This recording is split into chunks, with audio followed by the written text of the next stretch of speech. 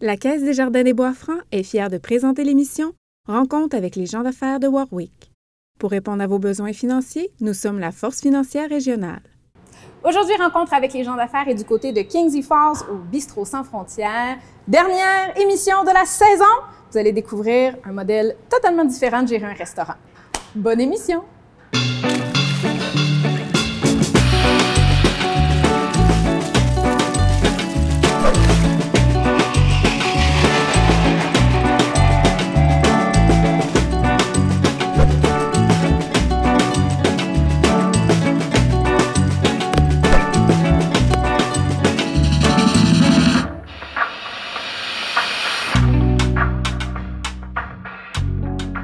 Bonjour Jean-Philippe. Bonjour. Merci de nous accueillir au Bistrot Sans Frontières ce matin. Jean-Philippe Brodeur, qui es-tu? Écoutez, chef cuisinier, cuisinier de métier au départ. Beaucoup de monde, des fois, les chefs, c'est les chefs, mais cuisinier de métier. OK. Montréalais avec le mal de la ville, qui est arrivé en région il y a 13 ans. 14 ans. 14 ans cette année. Donc, voilà, je continue mon petit bout de chemin. Et là, en plus des chaudrons et des recettes, tu te retrouves gestionnaire d'un projet fantastique qui est le bistrot. Oui. Peux-tu nous raconter comment ce projet-là est né? Parce que c'est pas tout simplement que tu t'es levé un matin et tu as décidé que toi, tu voulais avoir un bistrot. C'est plus compliqué que ça. Effectivement, le parcours a été quand même long avant de me rendre jusqu'ici. Mais évidemment, au départ, c'est l'amour qui m'a amené ici en région. Mais par la suite, avec la compagnie de traiteurs, qu'on a développé, nous, ici en région, Chefs Sans Frontières, qu'on s'est établi dans le village de Kingsley Falls pendant plusieurs années. Et voilà. Donc, par la suite logique, c'était de me rendre ici. Après 6 belles années avec Mathieu, qui était mon partenaire en affaires, on avait décidé de faire d'autres projets, d'autres idées. Beaucoup de monde qui pense que c'est la COVID qui a eu raison de Chefs Sans Frontières, mais c'est pas le cas. On avait le goût de faire d'autres choses. On avait le goût d'avoir des nouveaux projets. Puis ici, c'est un projet qui m'a été présenté par les employeurs. Qu'à un moment donné, j'ai décidé d'accepter pour m'en venir ici. Et on associe beaucoup le bistrot ici à Cascade, et il y a une raison à ça. C'est sûr que Cascade, vous le savez, là, pour tout le monde qui les connaît un petit peu, la philosophie des trois frères Lemaire, qui part de leurs parents aussi, il ne faut pas l'oublier, c'est vraiment un aspect familial ici. Donc oui, les trois frères Lemaire et tout ce qu'ils ont inculqué ici dans le village, c'est des gens philanthropes qui donnent beaucoup. Et évidemment, pour faire vivre leur village, ils participent à tous les projets qui se fait ici, que ce soit le parc Marie-Victorin, oui, ici le bistrot, qui sont propriétaires depuis quelques années.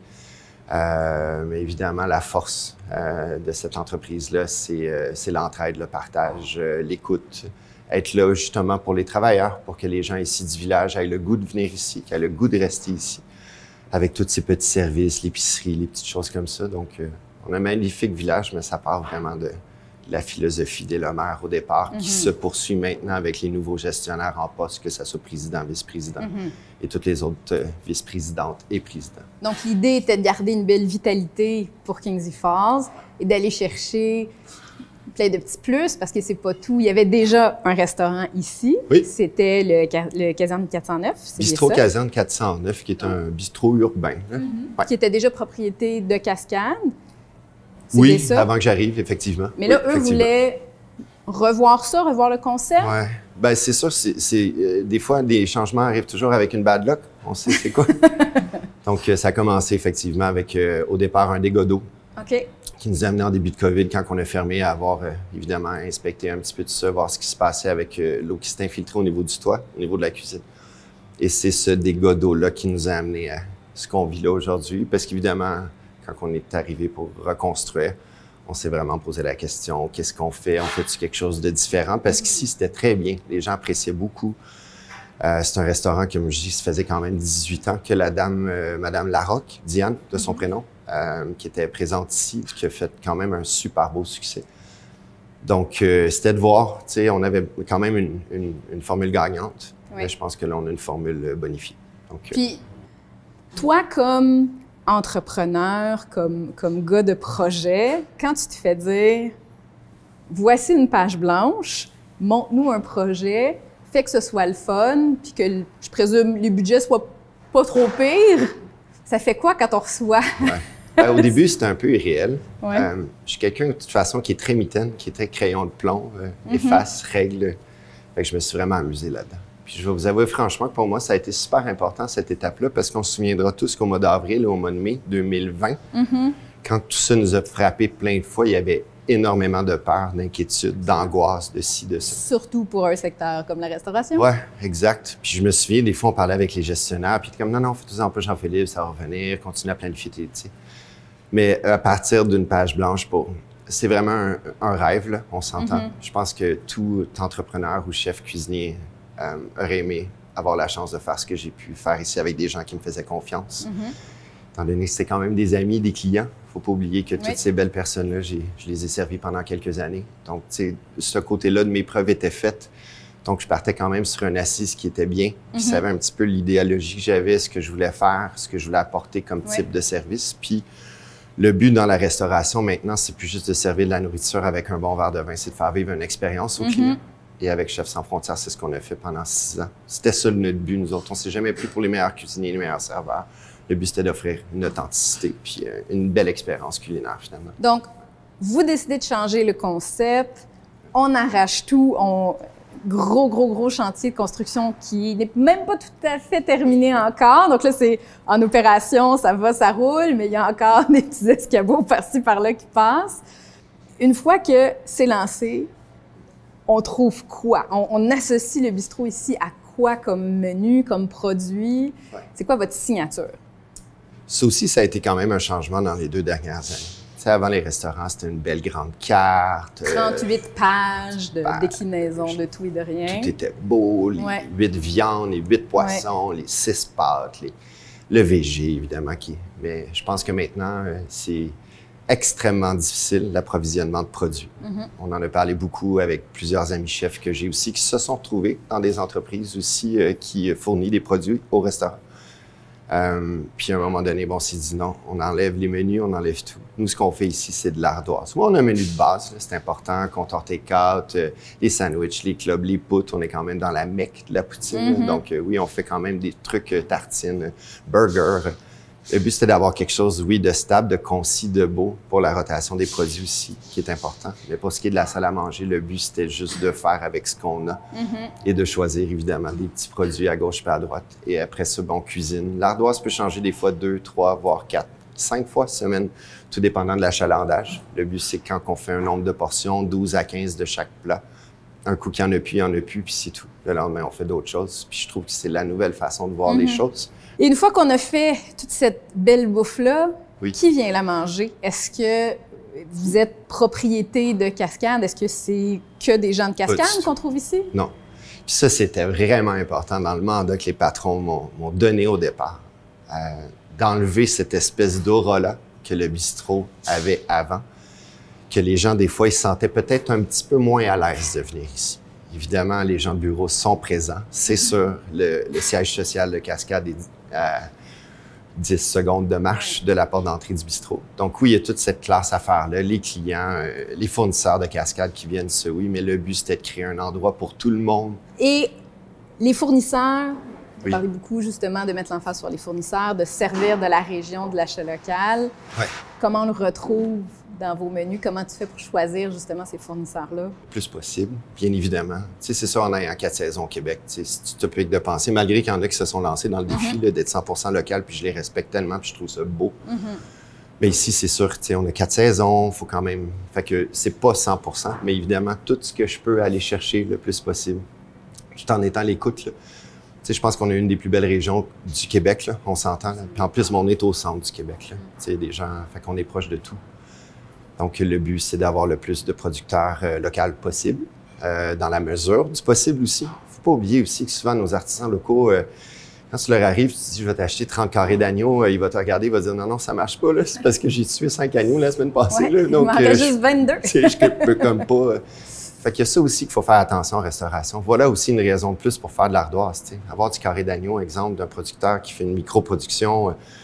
ou du canard, ou du ci ou du ça. À un moment donné, tu sais, c'est pour ça que d'avoir une micro-portion, puis de pouvoir comme faire plus de choses. Oui, fait que ça prend une flexibilité, une créativité aussi pour s'adapter au fur et à mesure à ce qui est disponible. Bien sûr. Et une équipe formidable aussi. C'est avec que c'est important parce que tout le monde participe ici. On va en reparler de l'équipe parce que c'est vraiment au cœur du projet ici. Mais avant, on s'arrête une petite seconde parce qu'on le dit, il y a eu un méga chantier ici et c'était pas le premier. Cette bâtisse ici, elle a beaucoup d'histoire. On revient, on vous parle un peu du lieu. Le Bistrot Sans Frontières, c'est de la bouffe, mais c'est aussi un lieu fantastique. La bâtisse ici était à l'origine le garage municipal, le fameux Texaco, en opération fin des années 50, début des années 60. Par la suite, ça devient la caserne de pompiers de Kingsley Falls. Les camions vont, les camions viennent.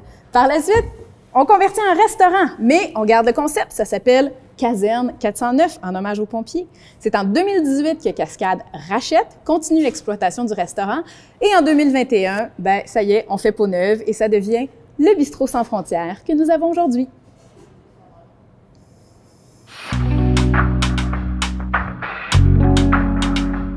Jean-Philippe, tu l'as mentionné tout à l'heure, au cœur du bistrot ici, je pense qu'on peut même dire, avant la bouffe, il y a l'équipe. C'est vraiment très important pour toi. Ça fait partie du concept de base de partir des employés, de partir de l'équipe. Peux-tu nous expliquer un peu, c'est qui ton équipe? Ah, écoute, c'est des perles rares, là. Premièrement, ce qui est chouette, c'est que c'est tous des gens du métier, ce qui est unique ici. Il y a beaucoup de monde, des fois, qui me dit « Ah, et puis les employés... Oui, on est toujours à la recherche de perles rares. C'est évidemment, on sera toujours en embauche. On a quand même un noyau qui est magnifique, qui est une équipe qui pour moi, me permet d'être là jour après jour. On s'en est parlé beaucoup, évidemment, dans les derniers mois, à quel point c'était du gros bonheur de se retrouver ici, toujours ensemble. Puis quand on bâtit une équipe, ben voilà, il faut toujours y aller, évidemment, étape par étape, mais surtout avoir une synergie d'équipe. On l'a toujours dit avec l'expertise que tout le monde a ici, autant moi que des gens qui travaillent avec nous. Le côté formation va toujours être possible. Ce qu'on veut, nous, ici, quand on a rentré une personne, oui, on a eu la chance d'avoir des gens d'exception, qui avaient un talent dans ce qu'ils faisaient. Mais en plus, ben, c'était la synergie qui, pour nous, était le plus important pour tisser ce fameux cœur-là d'un endroit qui permet de vivre. Et par la suite, ben, tous les gens qui viennent se raccorder à ce cœur-là, ben, pour nous, ben, c'est ça, c'est une philosophie qu'on a décidé d'implanter. Puis tout se fait en équipe ici. C'est ça qui est particulier. Il n'y a pas des gens attitrés au service, cuisine. Oui, évidemment, chacun dans nos métiers. Mais le but, c'est de faire tous ensemble. Puis ça, c'est comme utopique un peu de penser ça. Tout le monde me trouvait un petit peu nono au départ. Bien, puis souvent, en restaurant, on est habitué à ce qu'il y ait le mur avec les petits trous pour se passer les assiettes, mais c'est comme le mur de Berlin, là, on ne traverse pas ce mur-là. Mais c'est pas le cas ici. Du tout. Puis ça, pour moi, ça fait minimum 20-30 ans que ça aurait dû être complètement effacé. Là, je vais me permettre peut-être un petit jugement, puis je vais parler à la caméra comme disait. Mais la restauration, ça a dérapé. Depuis minimum 2 décennies. On voit où est-ce que notre métier est rendu maintenant. C'est extrêmement difficile. Les cuisiniers, les serveurs de métier, tout s'est comme mélangé à un moment donné. Ça a été créé par l'aspect pourboire, entre autres, ça, qui a toujours créé une division incroyable entre l'équipe de service et l'équipe de cuisine, qui a toujours fait en sorte qu'il y avait toujours une genre de compétition un peu entre les deux, de la jalousie. Une injustice aussi, là, on s'entend, ce que tu sers dans l'assiette, il y a des gens qui ont travaillé fort pour que ce soit ce qu'il y a là. Exact. Puis souvent, j'ai nommé un exemple très simple, parce que j'ai travaillé dans le Vieux-Port de Montréal, puis souvent dans le Vieux-Port, on avait des autobus touristiques. Ça arrive souvent, les autobus, que ce soit des pays externes qui viennent visiter le Vieux-Port, évidemment, qui est un endroit que tout le monde veut voir. Quand on avait un autobus de touristes, qui arrivait 10 minutes avant qu'on ferme. Puis c'est toujours là qu'il arrive, là, quand tout est propre, tout est clean, tout est fait, là, boum! Ça, c'est Murphy, qu'on appelle la fameuse loi de Murphy. Le rayonnement dans les yeux des serveurs, quand ils voyaient un autobus de touristes rentrer, de faire comme « Yes, OK, on vient de doubler, tripler notre chiffre d'affaires, notre pourboire, notre ci, notre ça. » Puis pendant que les cuisiniers voient un autobus rentrer, eux autres, c'est tout l'inverse. C'est la sirène qui part de « Oh non! » De faire « Ah non! » Puis que là, rendu là, c'était pas normal. Le but, c'est qu'on travaille ensemble, qu'on fonce ensemble. Et ici, c'est le cas. Donc, ton équipe de service va de temps en temps, mais régulièrement, toujours travailler en cuisine aussi, mais les mains dans la cuisine, là, pas juste les pieds qui traversent la ligne. Exact. Ils peuvent faire des livraisons, donc ils se promènent partout. Oui. Donc, il y a une polyvalence, mais aussi, et tu as parlé du fait que tu trouvais que le pourboire, c'était quelque chose qui aurait jamais dû exister. Ici, il n'y en a pas de pourboire. C'est intégré dans les prix. Dès le départ, ça faisait partie, toi, de ta philosophie. Oui. Comment les gens vivent ça? Tu sais, on est des bébites d'habitude, on arrive au restaurant, on pèse sur 15 quand on est gentil. 18 des 18 fois. si on est très gentil, puis 10 si on est un pas fin. Mais ici, on n'a même pas de décision à prendre. C'est dedans, c'est comme ça. Comment les gens vivent ça, tes clients, puis tout ça? Ça s'adapte bien ou... Ben c'est ça, c'est une culture à changer.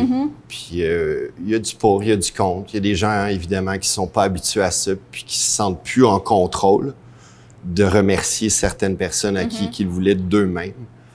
Mais justement, tu l'as dit tout à l'heure, tu sais, le pourboire, quand on avait un mauvais service, on laissait 10 %. Le serveur qui recevait le 10 % savait très bien qu'il n'avait pas fait un bon service. Avant de recevoir le 10, il se doutait que le client laisserait moins que 15. Il s'en vantait pas, mettait son petit 10 dans ses poches, puis il disait rien. Le patron savait jamais que le client avait eu une mauvaise expérience. Maintenant, avec une philosophie différente, si jamais il y a un petit pépin, ben le gérant peut réagir, le responsable de salle, le chef, on peut aller voir le client, poser des questions, offrir un dessert, un digestif, un café. On vient à l'affût de notre client, à la place qu'il se défoule un peu plus sur le pourboire, finalement. Puis le fait de l'enlever complètement et d'intégrer un travail d'équipe complet, à la place d'avoir des cuisiniers qui font 12 heures par jour et d'avoir une équipe de service qui vient entre 11 puis 2, puis qui reviennent à 5 heures jusqu'à 11 heures, qui font des split shifts, bien tout le monde, on travaille tous ensemble. Les serveurs, pardon. Est-ce que au niveau, on sait déjà là, que c'est difficile de trouver de la main-d'œuvre en restauration. Je présume qu'un serveur qui se fait dire maintenant, tu n'auras plus de pourboire, tu es à salaire, c'est le fun pour le cuisinier qui monte, mais le serveur, lui, est-ce qu'il se trouve à descendre ses revenus? Oui. Ça a été ça la clé du succès. Venez chez nous, on va couper votre salaire! C'est ça. Il faut donner quelque chose en échange d'assez important. Là. Ben justement, c'est là que tu donnes du bonheur. Que tu parles de valeur, que tu parles d'humanité, de travail d'équipe. Quand ça, c'est bien expliqué de long en large, premièrement, au début, les gens sont comme, ben non, ça ne marchera pas.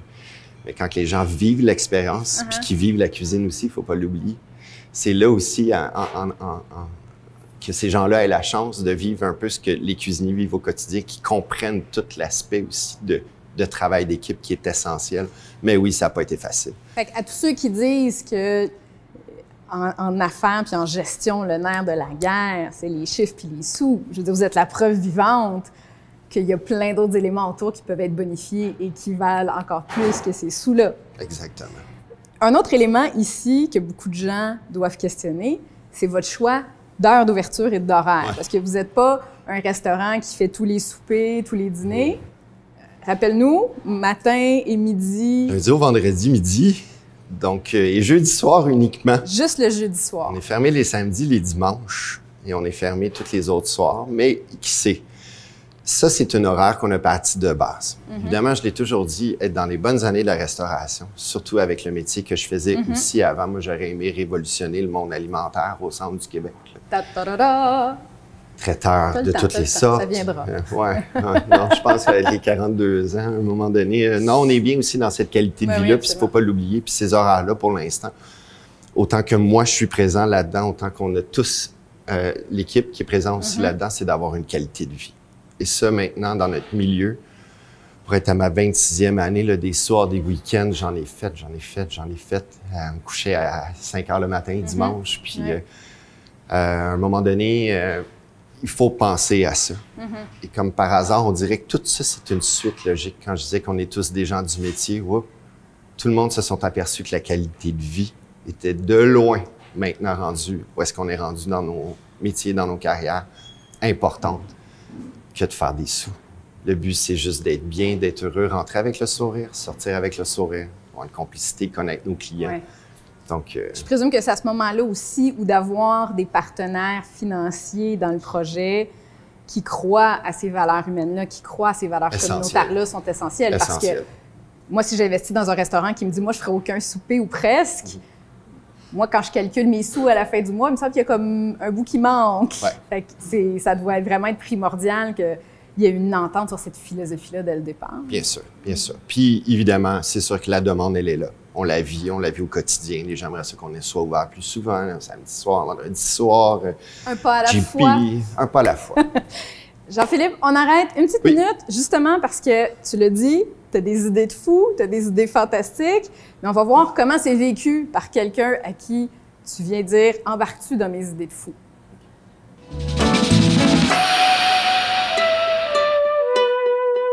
Nous sommes en direct du Bistrot Sans Frontières avec Jean-François Lépine, le premier employé recruté pour ce projet original. Jean-François, m'entendez-vous?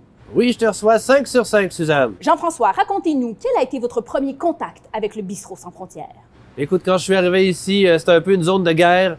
Donc, la cuisine était éventrée. Dans le restaurant, il y avait les boîtes, il y avait de la poussière, c'était encombré. Et puis, Jean-Philippe m'a expliqué un peu un projet. Il m'a dit, Jean-François, j'ai un projet de bistrot sans pourboire, avec une équipe à monter, puis tout un projet à construire. Puis là, je me suis retrouvé ici, j'ai regardé ça, mais même si c'était le bordel et c'était explosé à l'extérieur, à l'intérieur de moi, il y avait comme quelque chose qui me disait, il y avait une petite chaleur dans le cœur qui disait « Ouais, ça c'est un projet qui me parle, puis je suis à la bonne place. » Et voilà, c'est comme ça qu'on part des projets, avec une petite chaleur dans le cœur. À vous, Gilles. Jean-Philippe, maintenant que les travaux sont presque finis, la salle à manger est en opération, il y a des gens qui commencent à venir sur place, ça doit être super satisfaisant pour vous.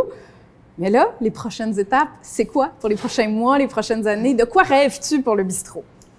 Bistrot rempli jour après jour, tout simplement. C'est sûr qu'on est dans une situation privilégiée ici, dans le village, avec Cascade et tout. Donc, il y a beaucoup de travailleurs. Donc, c'est sûr que nos 5 midis, il faut que ça soit plein. Moi, je veux avoir une salle pleine, je veux avoir une salle qui vit.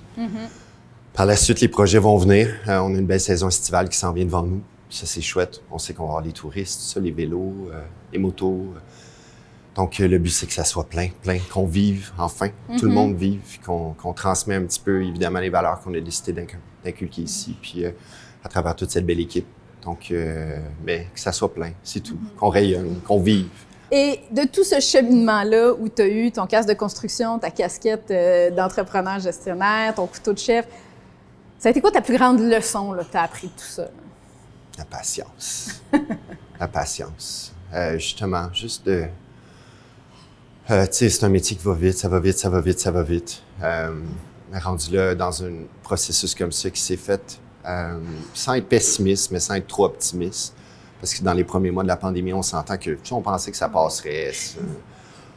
À un moment donné, on a eu beaucoup de déceptions. Fait que le but, ça a juste été de gérer cette patience-là. De garder le cap à travers tout ça. Exact. De laisser les choses progresser. Quand on a un bon fond, après ça progresse. Ça trouve son chemin. Je suis bien d'accord avec toi. Jean-Philippe? Oui. Je pense que maintenant, ça va être à mon tour oui. de traverser le fameux mur et d'aller en cuisine pour mon défi. C'est bien ce que j'ai compris? Oui, exact. Petit défi de cuisine, tout simple, dans notre belle cuisine, tout neuve. Mais si moi, je ne suis pas une perle avec un grand cheminement professionnel, est-ce que tu vas quand même m'accepter exceptionnellement aujourd'hui dans ton équipe fabuleuse? Oui, perle, non, je n'accepte pas.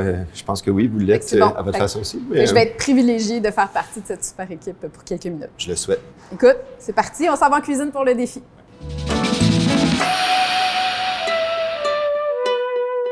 Jean-Philippe? Est-ce que nous recevons José Di Stasio ou Ricardo aujourd'hui avec tout bien préparé? Ouais. Oh non, on fait de la télé quand même. Ben oui. Ouais, on fait de la télé. Puis aujourd'hui, tartare de saumon. OK. Tartare de saumon. Mais là, tout est fait? Moi, j'ai plus de défi. Non, c'est pas fait. Non, le défi, c'est de s'arranger pour bien doser. Texture, saveur. Jamais y aller trop au départ. Mais le but, c'est vraiment de recréer le tartare de cette semaine pour le bistrot qui était tartare de saumon. D'accord. Donc, à chaque semaine pour les prochains mois, on va toujours avoir un tartare différent. C'est ça le nouveau concept. Fait qu'aujourd'hui, tartare de saumon. D'accord. Alors, je comprends que les ingrédients sont là. Oui. Tout ça va dedans? Et très personnel, un tartare, on s'entend. C'est ça la beauté d'un tartare. Mais oui, nous ici au bistrot, on met à peu près tout ça. Mais le but, c'est de bien doser. Comme je disais, c'est ça. Tu sais, veux pas un tartare de saumon, il faut que ça goûte le saumon cru au départ. Et par la suite, les condiments. Et non pas l'inverse, le condiment et par la suite. D'accord. Évidemment, c'est quand même une texture qui est fine, le poisson cru. Donc, pas trop l'aromatisme, mais juste assez, chef. D'accord. Alors, j'y vais, je me lance. Lance-toi. Tête première. Oui. Poivre au départ. Poivre? Oui, vas-y, on finit par là? Ah, on peut finir par là, on peut commencer par là. Le but, là, c'est de donner une première saveur. On va y en mettre une petite shot. Ouais. Ça ici, qu'est-ce que c'est? El tahine. El tahine? Tahine, C'est du saumon petit truc mexicain. Zeste de lime, paprika, il y a un petit côté fumé, un petit côté pimenté. Tu vas voir, les papilles vont se pitcher de tout bord du côté. Ah oui, c'est beau, c'est hein? fun, ça. Ouais. Éléments liquides, on va les garder pour la fin. D'accord. Vas-y avec échalotes, stylé. Ici, on a échalote. Ouais. Moi, j'aime l'échalote. Je peux t'en mettre plus si j'aime ça? Oui. Exact, t'as tout compris. Oui. Ici, persil haché. Persil haché. C'est pincé. Moi, c'est au départ. Petite shot. Dijon. Oh. Poursuivons. Évidemment, l'appellation. La moutarde, on aime ou on n'aime pas. Ouais, Pas trop de moutarde. Non. Pour pas. Cornichon, 4. Quel petit cornichon? Je suis plus cornichon. Ouais, petit Ouais. shot. Je Vas-y. vais y aller cornichon. Ah, regarde. Non. Moi, Cap cornichon haché. et câble, pas de chicane. Un peu des deux. Sésame. Sésame. Tu mets le Ça, c'est dangereux d'y aller direct comme ça, mais je n'ai peur de rien. Donc, il nous reste les liquides. Ouais, vas-y, liquide. On va finir avec le jus de citron, bien évidemment. Donc, un À la peu d'huile toute d'olive fin. pour partir. Es-tu un petit peu piquante? T'en as vu? Je suis capable. Une petite pointe de piquanteté. Parce que là, c'est là que Ça, c'est de la sriracha. Sriracha, tout simplement. Tiens. Le jus de citron, on va le mettre à la fin. On va Ok. touiller un petit peu au départ. Fait que là, je fais hop, hop, hop. Petite cuillère. Vas-y en touillant. Exact. Là, je vais- Évidemment, avec l'étape de goûter, chef. Ça, je suis vraiment bonne. Cette Ouais. étape-là, j'ai Toujours. un doctorat. C'est ça que c'est bon. Moi, je suis heureuse. Aussi. Donc Montage. là, c'est le temps de faire une belle assiette. Alors, on Simplicité. a le poisson va dans le carré, puis le bol ici va être pour... La petite frite. Ah, une petite frite, ça, C'est encore c'est pris. bon. OK. Oui. Fait que, un petit peu de mangue au départ. Juste petit aller peu de faire un mangue petit dans le coating fond. à la base. Oh, ouais. Bien tassé au Bien fond. passé. Ça Poisson, prend du poisson. s'il vous plaît. Ouais. C'est parfait. J'ai du tartare, j'ai des croutons Ouais, tu peux enlever l'emporte-pièce qu'on appelle, nous, en cuisine. Crouton sur le dessus. Vas-y, sur ben, le dessus là. Ouais. Les amandes, le petit sprouklutch, ça On va va après. probablement en Ok. mettre sur le côté. Juste une petite shot? Ouais, sinon le petit va t'attirer à l'île. Ça, Ouais, c'est avec la très- finesse. Non, mais j'ai pas de finesse, moi, j'ai faim. Ben, C'est pour ça que je travaille pas en cuisine. mais non, c'est ça. Parce que je mangerais tout, puis ça serait pas beau. Regarde ça les serait amandes, juste ça, vas-y, random. pas- Je peux y aller random comme ça? Random. Faut les mettre sur la planche. Hein? Sur la planche, préférablement. OK, fait que mon bout est fait. Oui, Il va rester l'autre moitié très importante. la patate. Puis après ça, on prend une photo, puis après ça, On mange. on mange. Ouais. Ça y est. Allons chercher la patate.